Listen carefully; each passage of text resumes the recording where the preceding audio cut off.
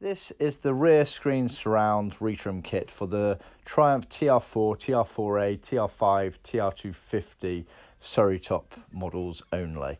So this is material pre-cut to shape. It's obviously oversized to make it easier for retrimming the rear area of your rear screen of your Surrey Top. So you get 6 pieces in all. These 2 bits here go on the vertical little area just above the B-post quarter panels. Those 2 there go on the horizontal, same sort of area, and carry around the sort of curve towards the bulkhead.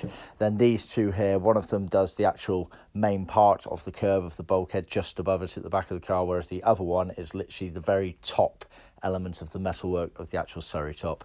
So that's sold separately as a retrim kit on its own like that, or alternatively we already include that as part of the Surrey Top headliner kit, where obviously in addition to these pieces you actually get the headliner for lining the inside of the Surrey Top as well.